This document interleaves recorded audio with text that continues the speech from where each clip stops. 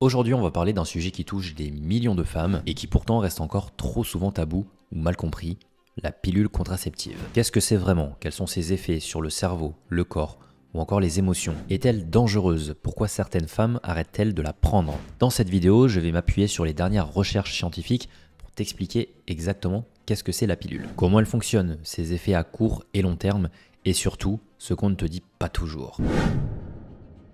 La pilule contraceptive est un médicament destiné à empêcher l'ovulation et donc éviter une grossesse. Il en existe deux grandes catégories. La pilule combinée, qui est composée de deux hormones, un œstrogène et un progestatif, et la pilule progestative, qui contient uniquement un progestatif. Mais concrètement, comment elle fonctionne? Elle bloque l'ovulation en empêchant le pic de LH, qui est l'hormone lutéinisante. Elle modifie la glaire cervicale, la rendant plus épaisse, pour empêcher le passage des spermatozoïdes. Elle amincit l'endomètre, ce qui rend l'implémentation d'un embryon plus difficile. En usage parfait, elle est efficace à 99%, parce que oui, le risque zéro n'existe pas. Et en usage typique, elle est efficace à 91%.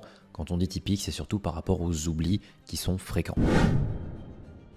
Là, on va parler des pilules combinées. On va retrouver déjà les œstrogènes. L'éthénylestradiol, c'est la forme synthétique la plus utilisée. Elle est très puissante et elle est beaucoup plus stable que les œstrogènes naturels. La dose classique, c'est entre 20 et 35 microgrammes. On a l'estradiol qui est un petit peu plus rare, c'est une forme bio-identique et qui peut être mieux tolérée par certaines femmes. Ensuite, on retrouve les progestatifs. Ils imitent l'action de la progestérone naturelle, mais ont des profils très différents selon leur génération. Avant de rentrer dans le détail, il faut déjà comprendre pourquoi on a différentes générations de pilules. Les générations désignent l'évolution des progestatifs utilisés dans les pilules contraceptives combinées, c'est-à-dire œstrogène plus progestatif. Donc ça ne concerne pas les pilules progestatives seules. Chaque génération correspond à une nouvelle molécule de progestatif développée pour améliorer la tolérance, réduire les effets secondaires, mais parfois au prix de nouveaux risques comme celui des thromboses. En première génération, ça a été développé dans les années 60, on va retrouver le progestatif norethistérone. La petite particularité qu'on retrouve avec celle-ci, c'est qu'elle a des légers effets androgéniques, c'est-à-dire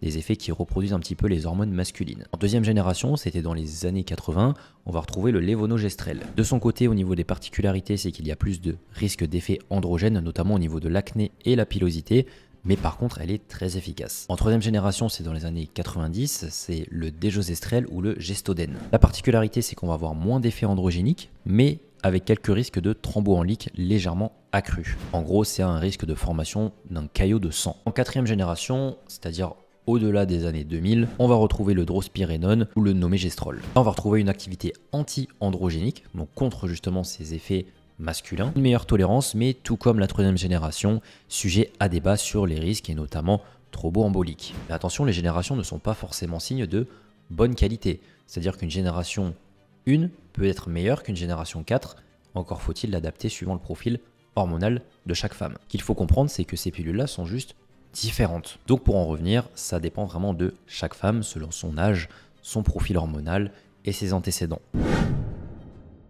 On retrouve dans certains cas des effets positifs. Par exemple, la régulation du cycle menstruel, la réduction des douleurs de règles, moins d'acné, moins de syndrome prémenstruel ou encore une diminution du risque de cancer de l'endomètre et de l'ovaire, selon certaines études. Par contre, on va retrouver beaucoup d'effets secondaires et ces derniers sont souvent minimisés. Déjà, au niveau physiologique, on va retrouver des maux de tête, mais également une prise de poids qui est souvent controversée car certaines femmes prennent du poids et d'autres non. Des ballonnements, une diminution de la libido, des nausées, une sécheresse vaginale ou encore des troubles digestifs. Côté cardiovasculaire, il y a également des risques et des effets, comme notamment une augmentation du risque de thrombose veineuse profonde, surtout chez les fumeuses ou en cas de prédisposition génétique. On peut retrouver aussi des risques d'AVC et d'hypertension, notamment chez les femmes qui ont 35 ans passés. On a également des effets neurologiques et psychiatres. Selon une étude danoise de 2016 qui a été publiée dans le JAMA Psychiatrie, les femmes sous pilule ont 70% plus de risque de développer une dépression. D'autres recherches montrent un changement dans la structure du cerveau, notamment au niveau de l'amygdale associé aux émotions. Qu'en est-il de la fertilité sur le long terme? Une bonne nouvelle, c'est que la pilule ne rend pas stérile. Et par contre, il peut y avoir un petit temps de latence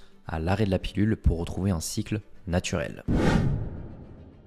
Ce qu'on sait grâce aux recherches récentes, c'est que la pilule modifie le microbiote intestinal et vaginal, ce qui peut favoriser certaines infections comme des mycoses ou des cystites. Elle altère également la production naturelle de testostérone, ce qui affecte la libido, la motivation et même la masse musculaire. Les chercheurs ont même observé que la pilule modifie l'attirance sexuelle, notamment la préférence pour certains types d'odeurs ou de visages masculins. Elle a aussi un impact sur la mémoire émotionnelle, ce qui impacte notre façon de réagir suite à des événements marquants. On a par contre un manque de recherche chez les adolescentes. La majorité des études sont faites sur des femmes adultes. Pourtant, on prescrit souvent la pilule dès 14 ou 15 ans, à une période où le cerveau est encore en plein développement.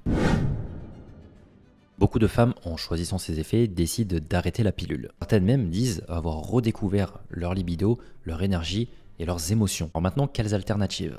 On va déjà retrouver le stérilet en cuivre non hormonal, mais aussi les méthodes symptothermiques, donc c'est très fiable avec une très bonne formation, les préservatifs bien sûr, mais on a également des implants, des anneaux vaginaux ou encore des patchs qui sont aussi hormonaux. C'est un sujet que j'avais déjà traité sur un de mes réseaux sociaux TikTok, d'ailleurs je t'invite à venir me suivre là-bas si jamais ce n'est pas déjà le cas. Je t'affiche quelques retours de femmes qui justement ont témoigné par rapport à leur prise de pilule.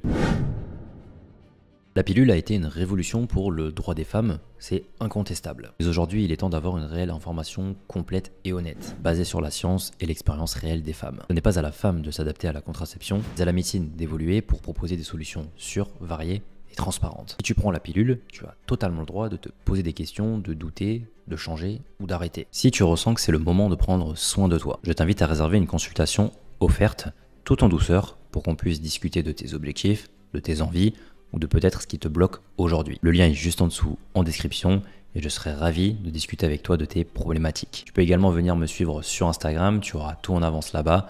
Le lien est également en description.